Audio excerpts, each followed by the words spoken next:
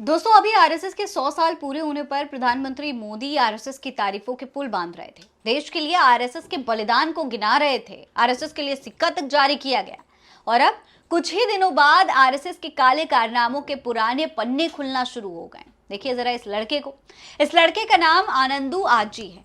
यह अब इस दुनिया में नहीं है, लेकिन जाने से पहले उन्होंने एक लेटर में आरएसएस वालों के कई कारनामों के बारे में बताया है। आज की इस वीडियो में उसी पर बात होने वाली है। साथ ही में बात होगी कि प्रियंका गांधी ने कैसे इस पूरे मामले को जनता के सामने रखा और आगे इस पर क्या कुछ एक्शन लेने की बात हो रही है। सलाम नमस्ते, मेरा नाम फरीन अंसारी है और ये खबर आप मेरे official channel Fareen Ansari official पर देख रहे हैं। दोस्तों केरल के तिरुवनंतपुरम में 26 साल के सॉफ्टवेयर इंजीनियर ने 9 अक्टूबर को अपनी ही जान ले ली।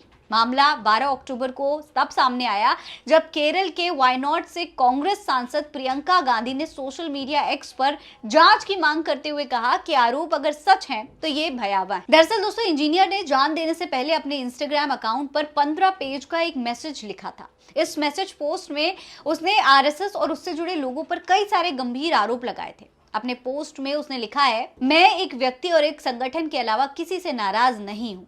वो संगठन है आरएसएस। जब मैं 3-4 साल का था तब पिता ने मुझे आरएसएस से जोड़ा था। आरएसएस कैंप में कई लोगों ने मेरे साथ यौन शोषण किया। यही वो जगह है जिसने मुझे जीवन भर का सदमा दिया। सालों से डिप्रेशन और गंभीर मानसिक बीमारी से जूझने के बाद मैंने अब अपनी जान लेने का फैसला किया है। सोचिए, आरएसएस के उत्पीड़न से एक जवान युवक की जान चली गई, लेकिन किसी मीडिया चैनल ने इसे अब तक नहीं दिखाया।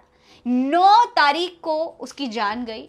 9 के बाद 3-4 दिन के बाद जब प्रियंका गांधी ने 12 तारीख को ट्वीट किया तब ये खबर जनता के सामने आई और आज 13 तारीख है। 13 तारीख को अब तक किसी मीडिया चैनल पर इससे जुड़ी खबर देखने को मिली नहीं है। तब तक कोई खबर सामने नहीं आई जब तक प्रियंका गांधी ने इसके बारे में खुद नहीं कहा। सोचिए, अगर उस लड़के ने जान देने से पहले ये नोट ना लिखा होता तो शायद किसी को इसके बारे में पता भी नहीं चलता, कोई इसे दिखाने की जहमत भी नहीं उठाता।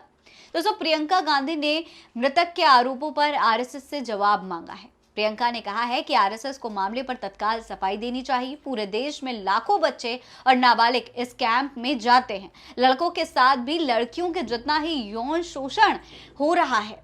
इस जघन्य अपराधों पर चुप्पी तोड़नी होगी। वहीं इस मामले पर कांग्रेस नेता प्रियांक खरगे ने भी सवाल उठाए हैं। उन्होंने कहा कि मैंने मुख्यमंत्री को पत्र लिखा है कि आरएसएस की गतिविधियों और बैठकों की अनुमति न दी जाए। अगर उनकी विचारधारा इतनी अच्छी है तो भाजपा के नेताओं के बच्चे इसमें शामिल क्यों नहीं होते? कितने भाजपा नेताओं के बच्चे किसी सांप्रदायिक हिंसा के समय खुलकर सामने आते हैं? तो आपने देखा होगा कि आरएसएस में तमाम देशवासियों के बच्चे जाते हैं, चाहे गरीब हो चाहे अमीर हो, सब जाते हैं, लेकिन भाजपा नेताओं के बच्चे आज तक इस कैंप में नजर नहीं आए। इसीलिए प्रियांक खरगे अब ये सवाल उठा रहे हैं कि क्या इस तरीके के यौन उत्पीड़न, इस तरीके की घटनाओं का सामना सिर्फ हमारे बच्चों को ही करना है? भारतीय जनता पार्टी जो बड़े बड़े दावे करती है आरएसएस को लेकर, वो अपने बच्चों को आखिर इस कैंप में क्यों नहीं भेजते हैं? क्यों अपने बच्चों को विदेश पढ़ने के लिए भेजते हैं? दोस्तों सवाल ये है कि संस्कार और संस्कृति की दुहाइयां देने वाली आरएसएस में ऐसे लोग भरे पड़े हुए हैं। हैरानी की बात तो ये कि आरएसएस की तरफ से या फिर मोहन भागवत की तरफ से अब तक इस मामले पर कोई भी ऑफिशियल स्टेटमेंट नहीं आया है और तो और अभी तक कोई तथाकथित सनातनी या फिर भक्त मंडली का वीर इस पर बोलने को तैयार नहीं है। कोई जस्टिस की मांग नहीं उठ रही। दोस्तों आरएसएस इस पर चुप्पी कैसे साध सकता है? ये बहुत बड़ा सवाल है। ये आरएसएस की जिम्मेदारी है कि इस पर तत्काल रूप से अपना स्टेटमेंट जारी करें। इस मामले पर आप क्या कहेंगे? कमेंट बॉक्स में लिखकर हमें जरूर बताइएगा। जय हिंद, जय भारत।